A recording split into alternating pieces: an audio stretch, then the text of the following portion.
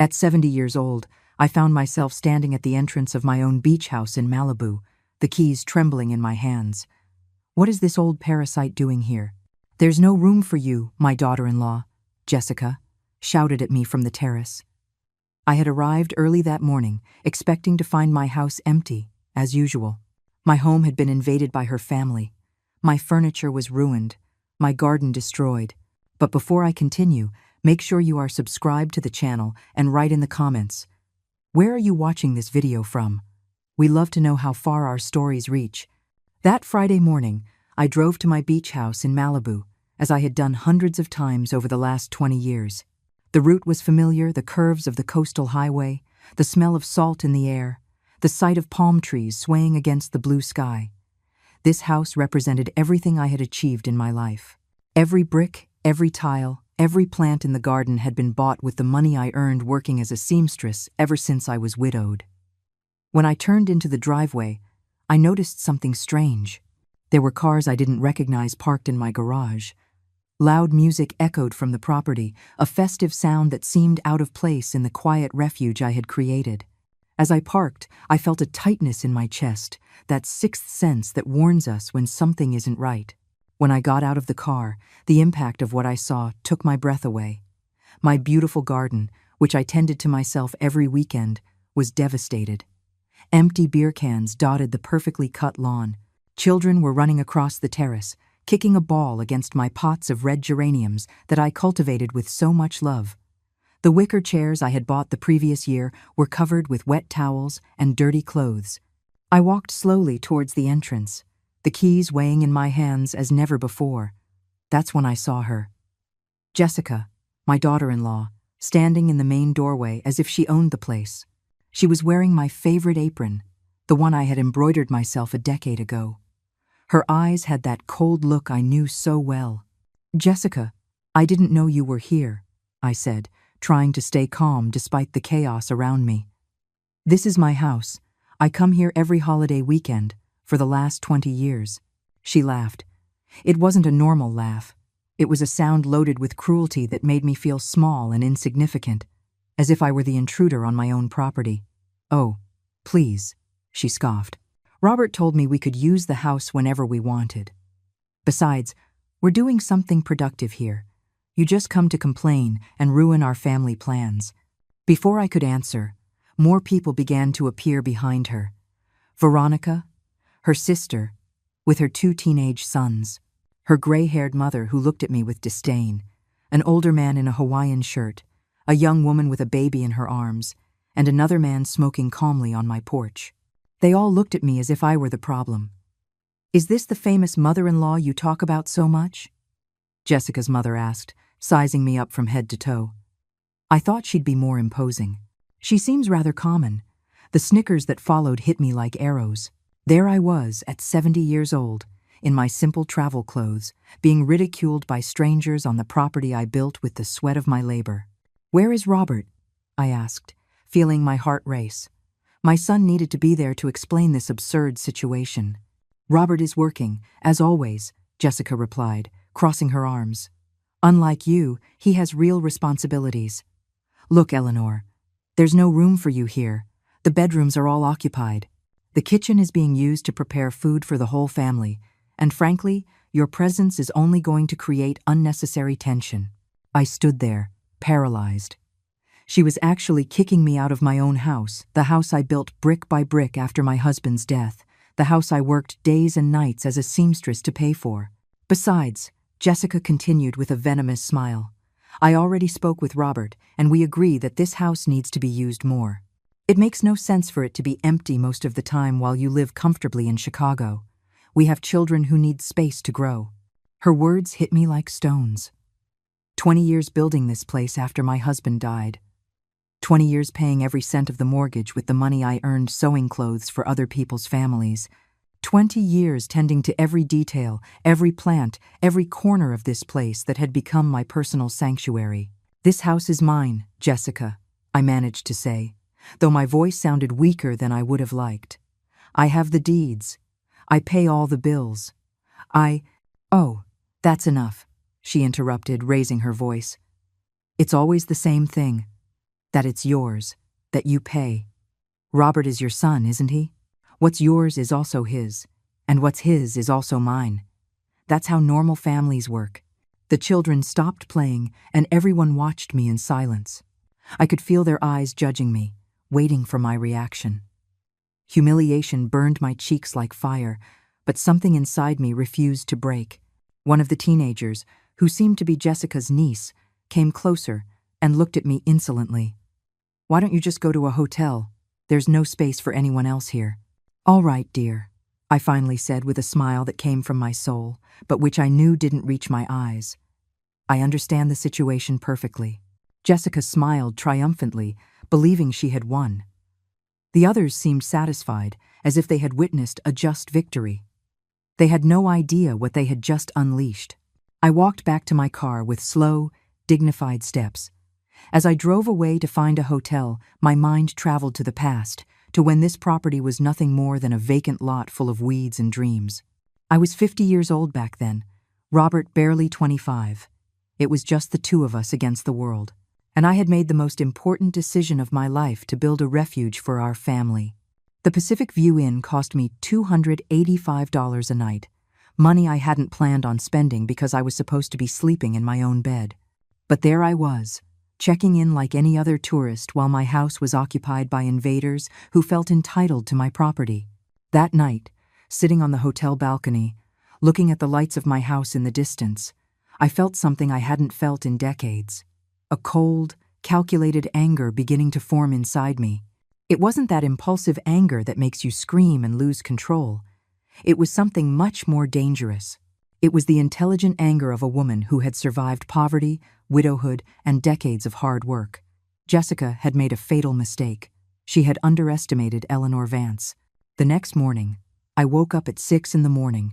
after a night of restless sleep. Every time I closed my eyes, I saw Jessica's arrogant smile and heard her venomous words echoing in my mind. I had a quick coffee in the hotel restaurant and decided to go back to the house to try for a calmer conversation. Maybe it had been a misunderstanding. Maybe Robert would show up and put an end to this absurd situation. When I arrived at 8 a.m, I found the front door locked my own door. I had to ring the doorbell as if I were a visitor. Veronica, Jessica's sister, opened it, still in her pajamas and with an angry face. "What do you want now?" she asked, without even greeting me. I explained that I needed to pick up some personal things and talk to Jessica. Her response left me stunned. "Jessica is sleeping, and your things aren't here anymore. We put them in bags in the garage so they wouldn't be in the way." My things, in bags, in the garage, as if they were trash. I felt as if I had been stabbed in the chest. She let me in, but I felt like an intruder in my own home. The smell was different, a mix of strange food, cigarette smoke, and cheap perfume. The living room was unrecognizable, filled with inflatable mattresses and clothes scattered everywhere. When I entered the kitchen, my heart almost stopped. My beautiful kitchen, the one I designed thinking of all the family meals I would prepare there, was completely destroyed. The stove was covered in burnt grease, the sink overflowing with dirty dishes that already smelled bad. My best pans had permanent stains on the bottom. "Where are my porcelain plates?" I asked, my voice trembling. "Oh, some of them broke. The kids were playing and you know how they are. Jessica says they were very old anyway." My porcelain plates, which I bought one by one over the years, saving up to complete the set, which I only used on special occasions because I treated them like treasures, were broken, discarded, as if they had no value. I went upstairs to my master bedroom, the sanctuary where I had planned to rest. The door was open, and inside was Jessica's mother, organizing clothes in my closet as if it were her own. "Excuse me," I said, trying to maintain my composure. "This is my room." "Ah," my daughter Jessica explained everything. "Don't worry, I'll take very good care of your things. Look, I even organized your clothes in these bags so they don't get wrinkled. My dresses, my blouses, my shoes, all my personal clothing was stuffed into plastic bags like items destined for donation. 2 unknown boys were sleeping in my bed, and my favorite pillows were on the floor, covered in stains." As I took in this surreal scene, I noticed something that caught my attention.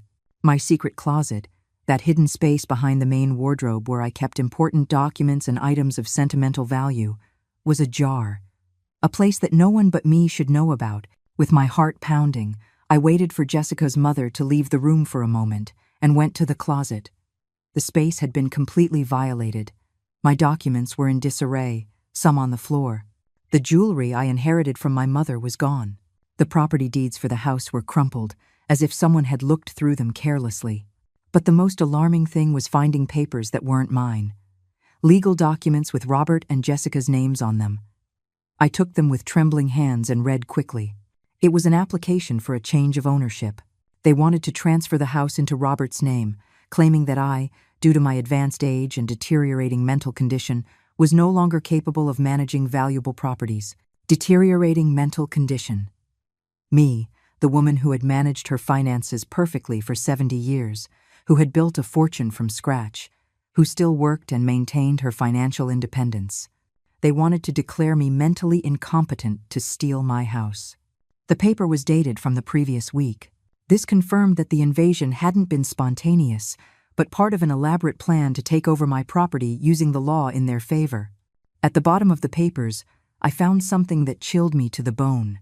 A real estate appraisal. It had valued my beach house at $300,000, and there was a handwritten note in Jessica's script. With this money, we can buy a bigger apartment and send the kids to private school. We just need R to sign the papers, and for the little old lady not to cause any problems. The little old lady. That's what they called me behind my back. The little old lady who shouldn't cause problems while they stripped me of everything I had built in my life. I put all the documents in my bag as evidence. This wasn't just a family invasion. It was a planned robbery, an elaborate fraud to strip me of my life's work with my own blood as an accomplice.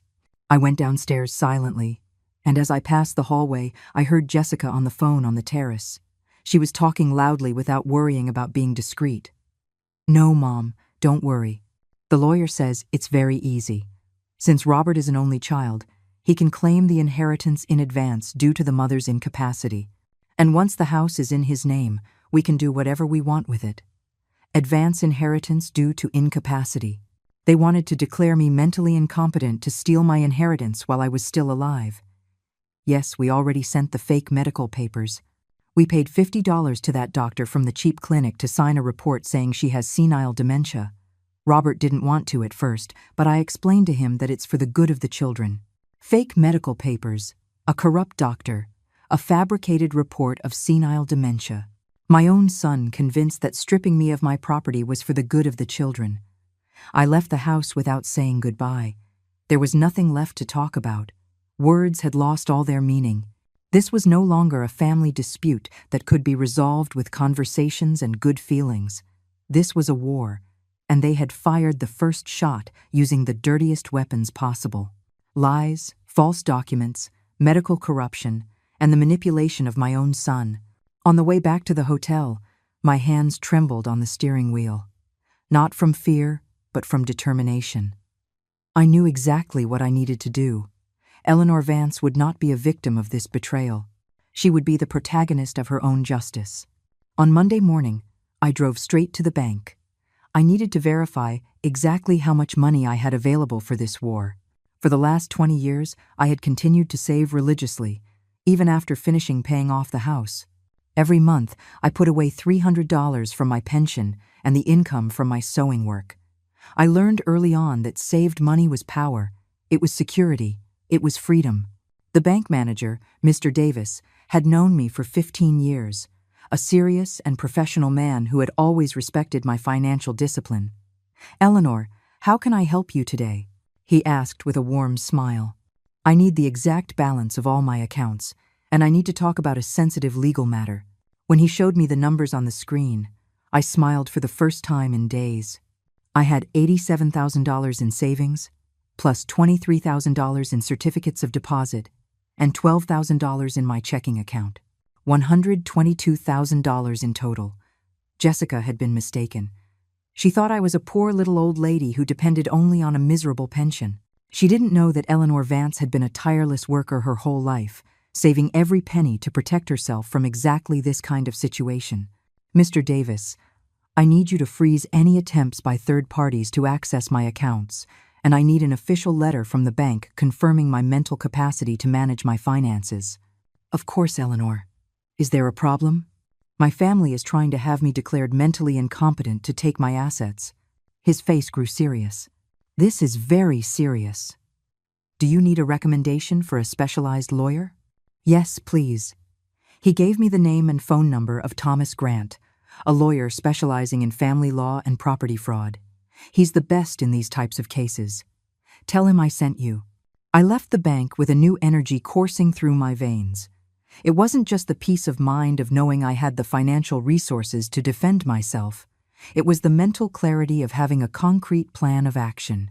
I called Thomas Grant from the parking lot. The secretary gave me an appointment for that same afternoon. The attorney can see you at 4 o'clock. It's urgent, isn't it? Very urgent. I spent the rest of the morning organizing all the documents I had collected. The fake property transfer papers, photos of the damage to my house, the list of stolen items, and copies of all my legitimate property deeds. I also printed out screenshots of Veronica's social media, where she was bragging about her new beach house. At 4 o'clock, I was sitting in Thomas Grant's elegant office. He was a middle-aged man with graying hair and intelligent eyes that inspired immediate confidence. Mrs. Vance, tell me everything from the beginning. Don't omit a single detail.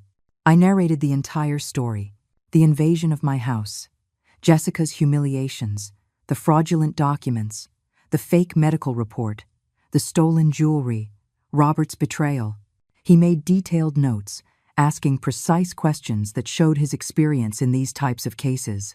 Do you have the original property documents? He asked, looking over his glasses. Yes, all of them. The house is 100% in my name. I paid every cent for the construction, and I have all the receipts from the last 20 years. The doctor who supposedly signed the dementia report, has he ever examined you? Never in my life. I don't even know his name. Excellent. This is falsification of medical documents, a federal offense. Do you have any documentation for the stolen jewelry? Yes.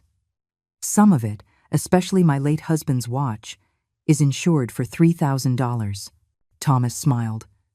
Mrs. Vance, your case is solid, very solid. We have property invasion, theft, document forgery, attempted property fraud, and possibly medical corruption. Your family has gotten themselves into big trouble. What can we do? Several things. First, tomorrow we are going to file an eviction lawsuit for illegal invasion. Second, we will report the theft of your jewelry to the police. Third, we will report the falsification of medical documents to the medical board and the district attorney's office. And fourth, we will request a restraining order to prevent them from continuing to use your name fraudulently. How long will all this take? The eviction can be immediate if the judge sees clear evidence of invasion. In cases like this, where the invaders have no legal right to the property, the law acts quickly. How much will it cost? My fee is $5,000 for the entire process. Can you pay it? I can pay it today if you like. His smile widened. I like working with clients who take their legal defense seriously. Mrs. Vance, your family thought you were a helpless little old lady, but they were mistaken. You are a prepared woman. I've been preparing to defend myself from the world for 70 years, counselor. I'm not going to stop now. Excellent attitude. One important question. Are you willing to go all the way with this? Because when we start this process, your relationship with your son will likely be irreparable. I was silent for a moment, thinking of Robert, of the boy he had been, of the man he could have been, of the coward he had become. Counselor, my son betrayed me for money, declared me mentally incompetent for money, and publicly humiliated me for money. If our relationship can be broken so easily over money, then it was never a real relationship to begin with. Thomas nodded with respect. Understood. We will proceed with everything. First thing in the morning, we will file all actions. There's something else. I want them to understand that they completely underestimated their opponent. I want them to learn that the consequences of betraying family are real and permanent. What do you have in mind? I want this process to be public. I want all their friends, neighbors, and acquaintances to know exactly what they did. I want the social cost of their betrayal to be as high as the legal cost. That can be arranged. Court records are public, and we can make sure the local media hears about such a scandalous case. I left that office feeling completely different. I was no longer Eleanor Vance, the betrayed and humiliated mother. Now I was Eleanor Vance, the woman who was fighting back with every legal weapon at her disposal. That night, from my hotel room, I called my sister Laura in Phoenix.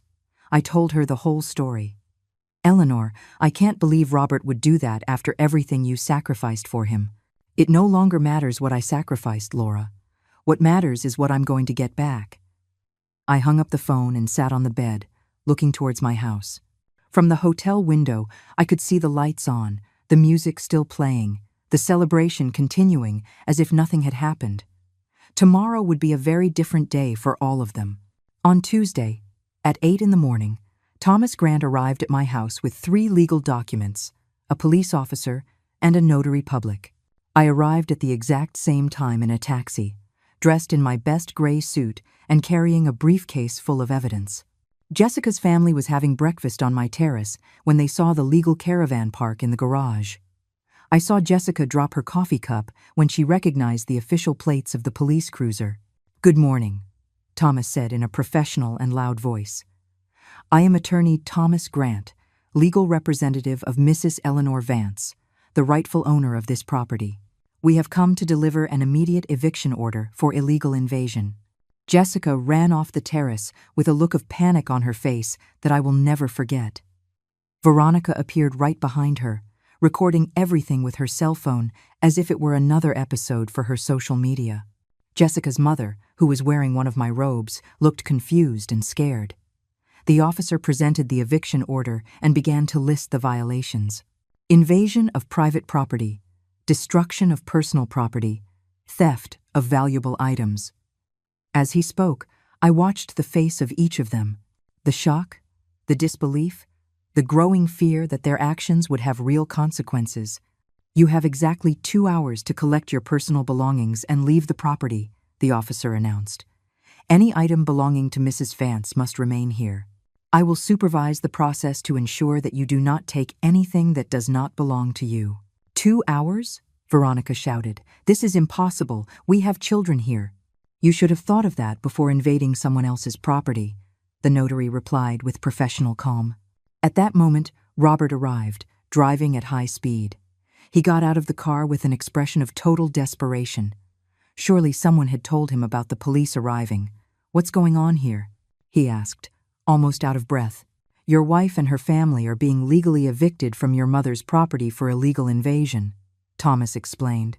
"And you are being subpoenaed as an accomplice in a case of attempted property fraud." "Property fraud?" I showed him the documents. "The property transfer papers you were going to sign to steal my house, Robert. The papers your wife had hidden in my secret closet." Robert turned pale. I looked him in the eyes, searching for some trace of the son I raised, but I only found the gaze of a stranger, a man who had chosen to betray his own mother for money. "Mom, I can explain," he said in a trembling voice. "There's nothing left to explain. You've already made your decision." Jessica approached Robert and whispered something in his ear. He shook his head, clearly uncomfortable. "What is your wife telling you, Robert?" I asked. "Does she want you to tell the police that you have mental problems? That you make things up?" Those words hurt me more deeply than any insult Jessica had uttered. Even in the face of the evidence, in the face of the law, in the face of everything that was happening, they were still trying to label me as mentally incompetent. "Mr. Robert Vance," Thomas intervened, "here is your official subpoena.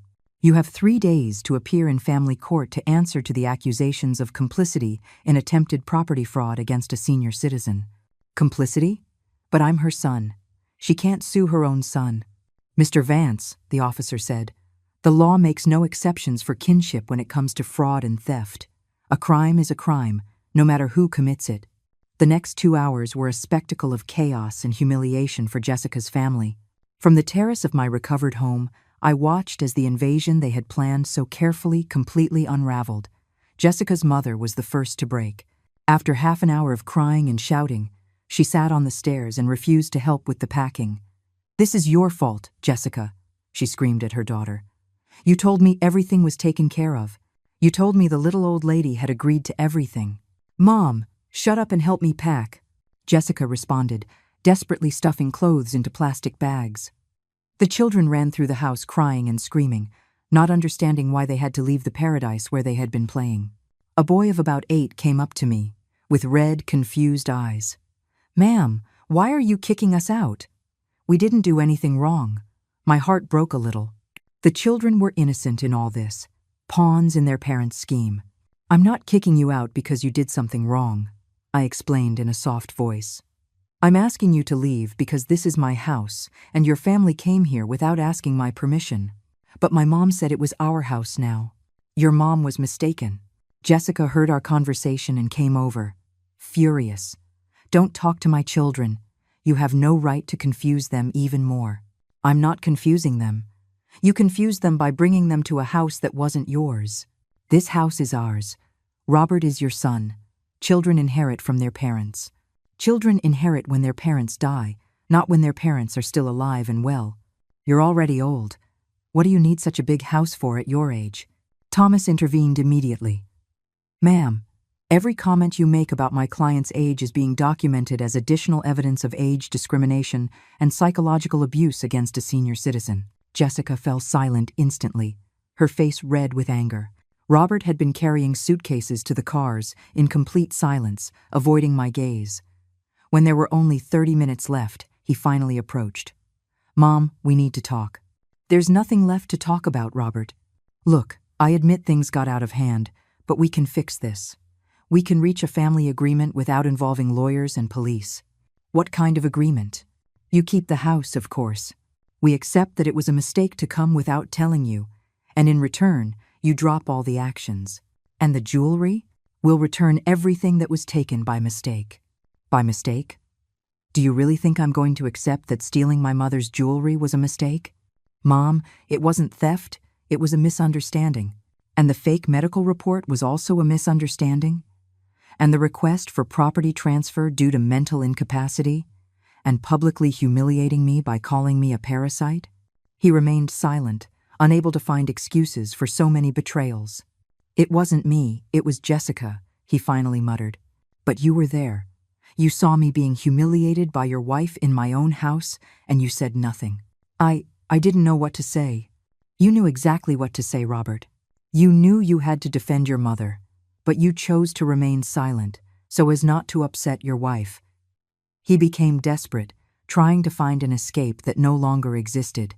Okay, Jessica behaved badly. I admit it. What more do you want me to say? I want you to tell me the truth. I want you to admit that you planned to steal my house using false documents. I want you to admit that you betrayed me for money. I didn't betray you for money. I did it for my family. And what am I, Robert? Am I not your family? Yes, you are my family. But Jessica and the children are my main responsibility now. So your main responsibility now is to steal from your mother. Robert put his hands on his head in frustration. Mom, you don't understand. We have huge expenses. The kids need private schools, clothes, vacations. Jessica's house needs repairs. I work day and night, but the money is never enough. And that's why you decided that I had to pay your bills with my life's work? You live alone in a small apartment. You don't need such a big beach house. It's a waste. There it was. The truth had finally emerged. Robert hadn't betrayed me out of love for his family. He had betrayed me because he thought I didn't deserve what I had worked my whole life to achieve. A waste. I repeated the word slowly, feeling its weight on my tongue. Mom, I didn't mean it in a bad way. My 30 years of working day and night are a waste. My discipline of saving every penny to build this house is a waste. My sacrifice of raising you alone after I was widowed is a waste. That's enough, Robert exploded. It's always the same with you, always reminding me of everything you sacrificed, always making me feel guilty for having my own life. The silence that followed was absolute. Even Jessica stopped packing to listen. There's the truth, I said with a calm that surprised me. You didn't betray me for money. You betrayed me because my sacrifices for you became a psychological burden you couldn't bear. I didn't say that. You didn't have to say it. You just screamed it. Robert stood there, breathing heavily, his face red with shame and anger. You know what the saddest thing about all this is, son?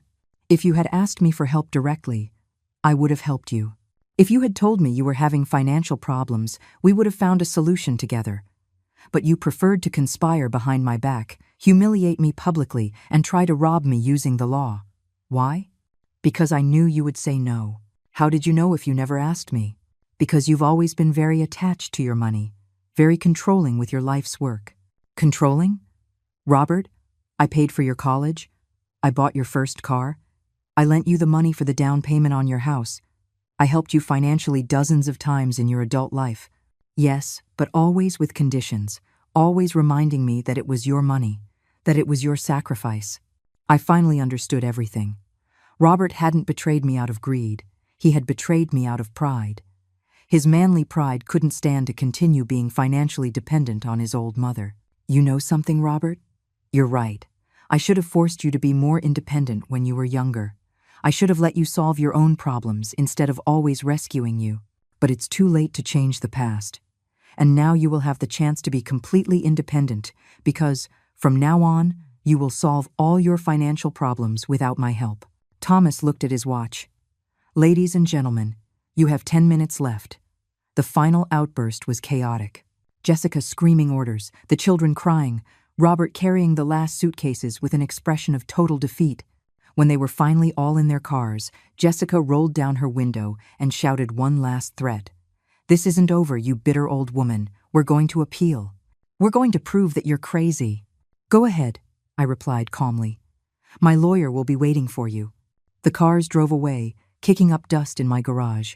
Robert was the last to leave. He looked at me in the rearview mirror, but I had already turned my back on him. Thomas approached. How are you feeling, Mrs. Vance? Tired, I answered honestly. But free.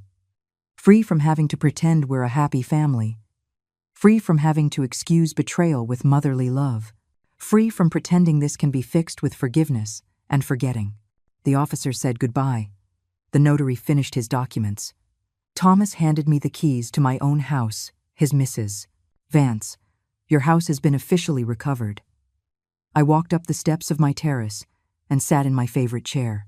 For the first time in a week, I was alone in my own home, but the final act of this play was yet to come. That afternoon, I hired a professional cleaning service to erase all traces of the invasion. I paid $700 for 5 women to work all day, scrubbing every surface, washing every stain, rearranging every piece of furniture. While they cleaned, I walked through the house cataloging the damage. In the living room, my beautiful embroidered cushions had been stained with red wine.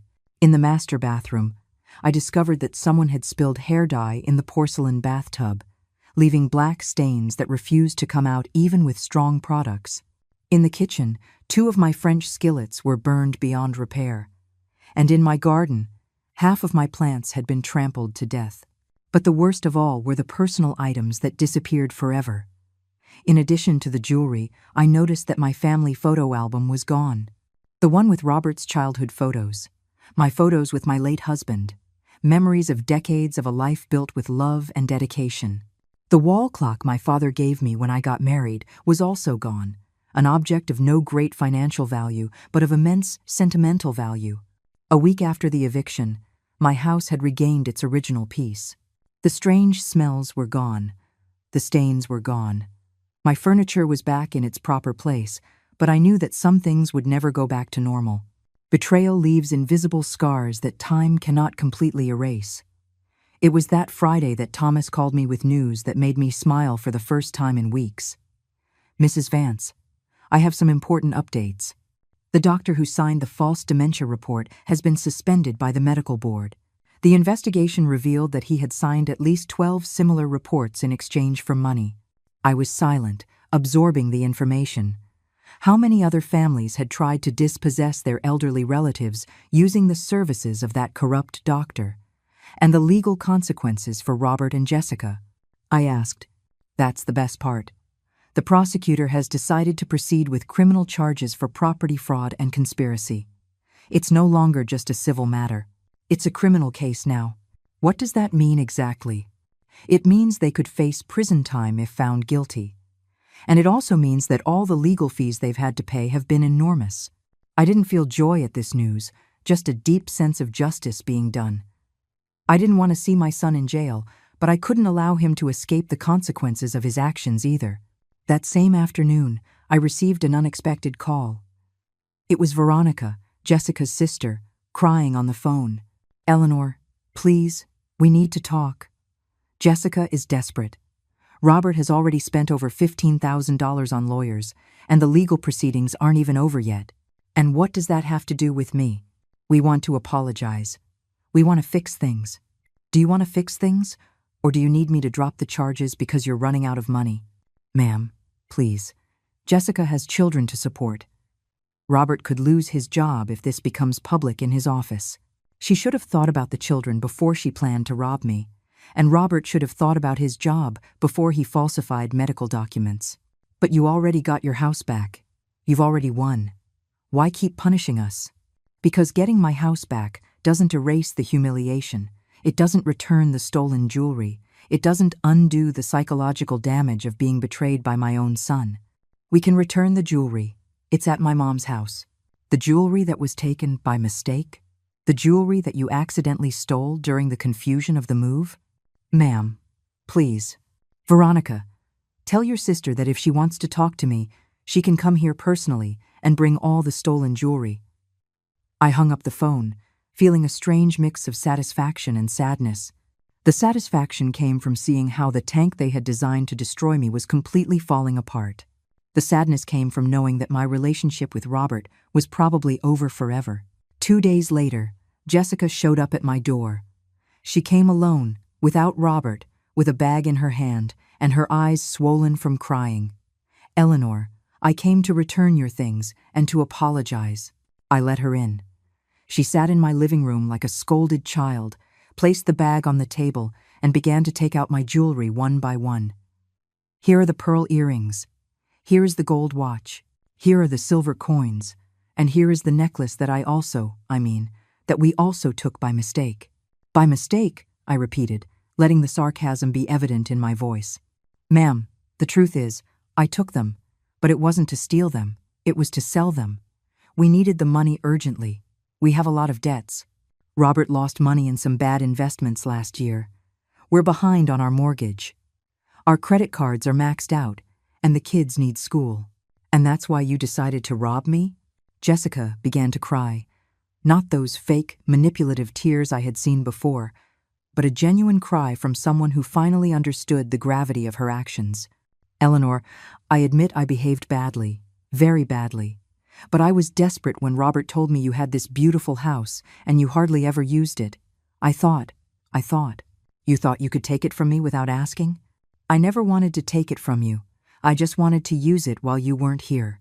And then, when we saw how expensive it was to maintain 2 houses, we thought maybe it would be better if the house was officially Robert's to avoid legal problems in the future." Legal problems. You created the legal problems by falsifying medical documents. That was the idea of that cheap lawyer we consulted. He told us it was the fastest way to transfer property within the family. I was silent for a moment, processing the level of ignorance and naivety they had shown. They had ruined their lives financially and legally because they followed the advice of a corrupt, second-rate lawyer. "Where is Robert?" I asked. He didn't want to come. He says you're not his mother anymore." Those words hurt more than I expected, but they also confirmed that I had made the right decision. He says I'm not his mother anymore? Yes. He says a real mother wouldn't sue her own son, that you chose money over family. And what do you think, Jessica? I think we started all this, but I also think you went too far. We could have resolved everything as a family without lawyers or police. How could we have resolved it as a family if you never told me the truth? If you lied to me, deceived me, and planned to rob me behind my back? But we're family. Families forgive. Families respect each other, Jessica. And you disrespected me in every possible way. Jessica got up to leave. So there's no way to fix this. The way to fix this was to not have done it in the first place. After she left, I sat on my terrace, watching the sunset over the sea. The waves crashed against the shore with their eternal rhythm, indifferent to the human dramas unfolding on the land. A week later, Thomas called me with the final news. Mrs. Vance, Robert, and Jessica have accepted a plea bargain. They will pay a fine of $25,000. They will each do 200 hours of community service and will be on probation for 2 years. No prison time? No, but they will have a permanent criminal record, and the false medical report has been officially nullified. Your mental capacity is completely cleared legally. And the legal fees?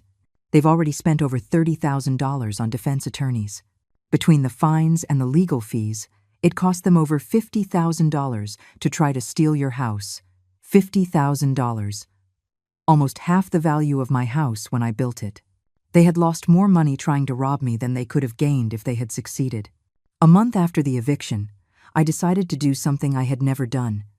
I hired a part-time housekeeper to look after the house when I wasn't there. Not because I couldn't do it myself, but because I wanted to make sure no one could ever invade it again without my knowledge. Maria was a middle-aged woman who lived near the beach and needed the work. She would look after the house 3 times a week, keeping everything clean and safe.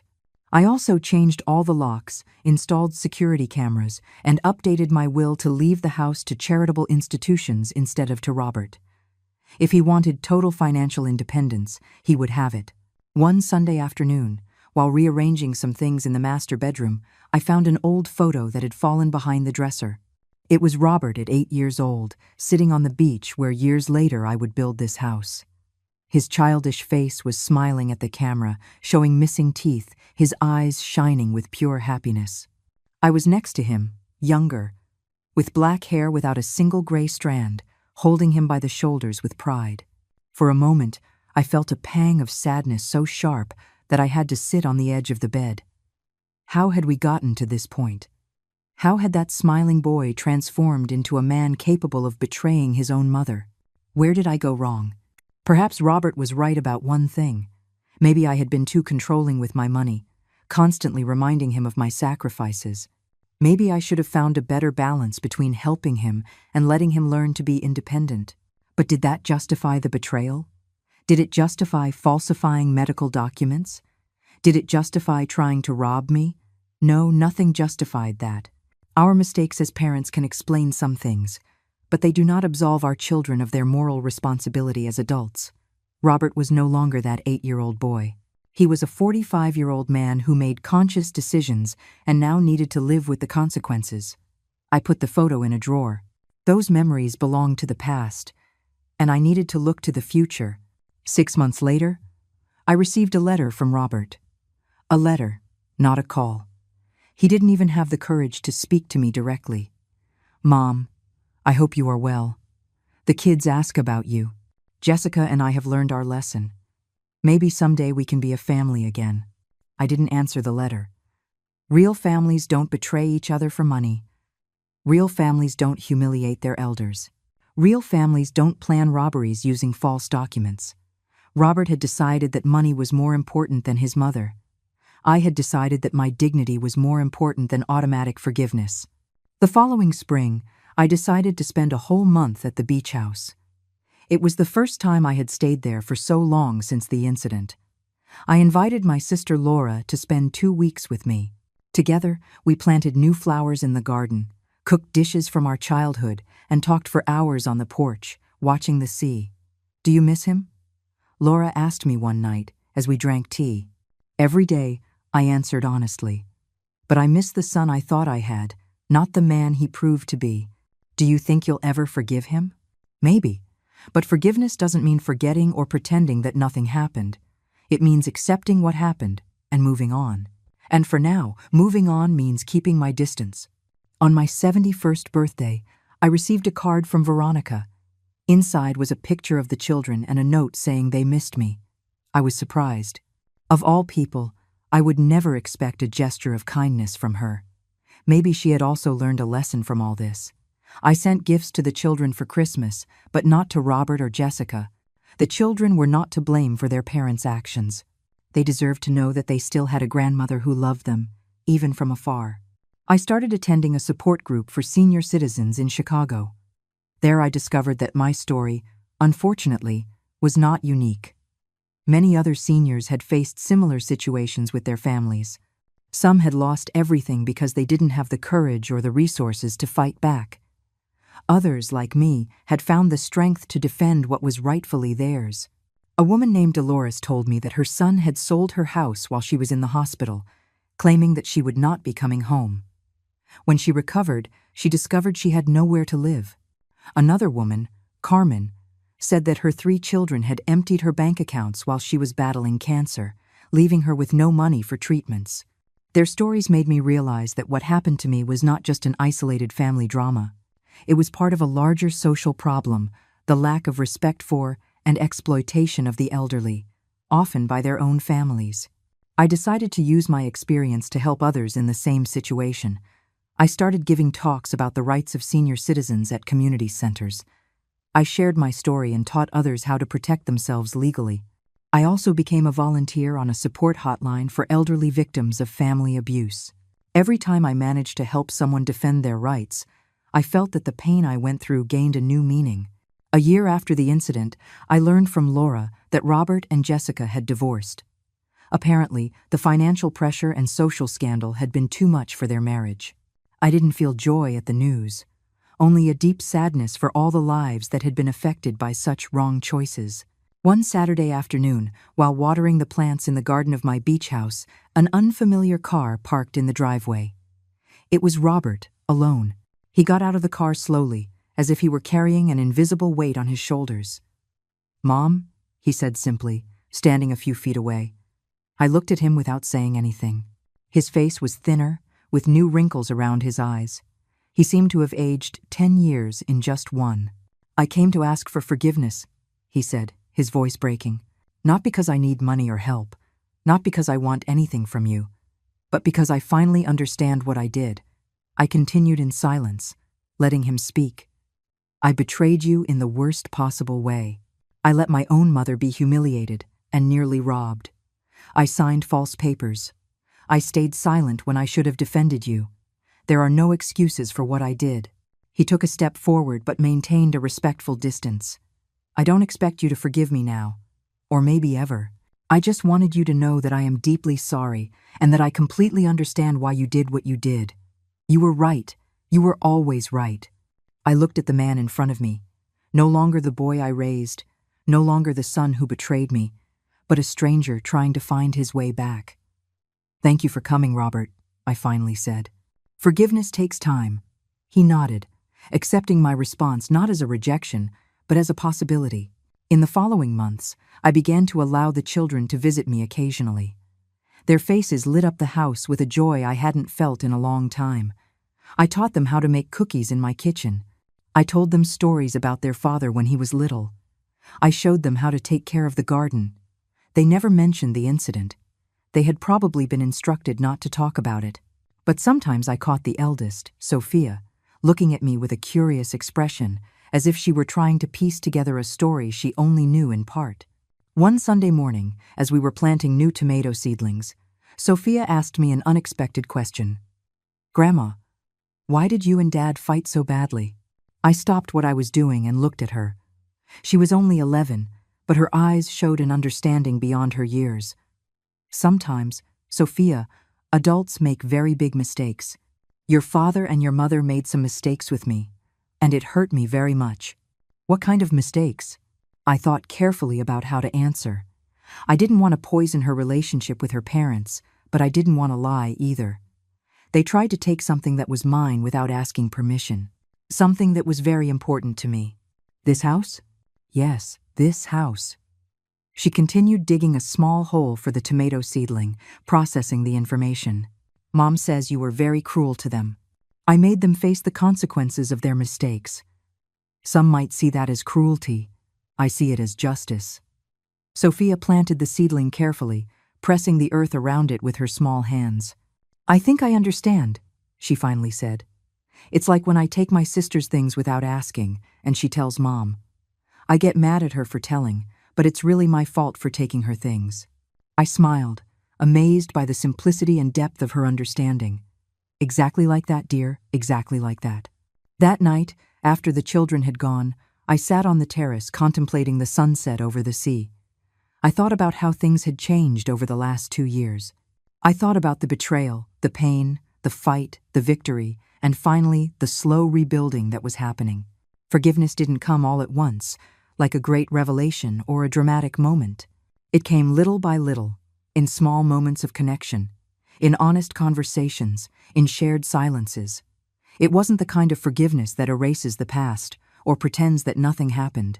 It was a forgiveness that acknowledged the wound but chose not to let it define the future.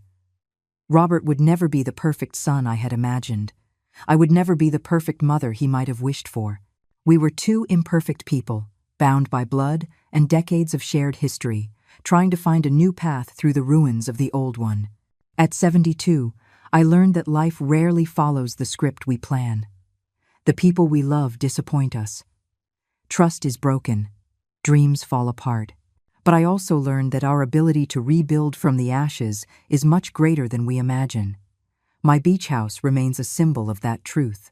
It was built with determination when everyone told me a widowed seamstress couldn't achieve such a dream. It was defended with courage when those who should have protected it tried to take it. And now it becomes a place of healing where old wounds slowly begin to scar over. Eleanor Vance, the little old lady they thought they could easily fool, proved to be the strongest of all. Not because she never fell, but because she always found the strength to get back up. Not because she never felt fear, but because she acted in spite of it. Not because she was never hurt, but because she did not allow her wounds to define her. This is my story. A story of betrayal and loss, yes, but also of dignity and strength. A story that I hope inspires other seniors to defend what is rightfully theirs. A story that reminds everyone that age does not make us fragile or expendable, but wise and resilient. And the house? The house I built with so much love and sacrifice still stands, strong and proud on the coast of Malibu, its terrace facing the infinite ocean, just like me. Now, if you like this story, click on this next video that appears on the screen, because in it is a story of betrayal and revenge like you've never seen before.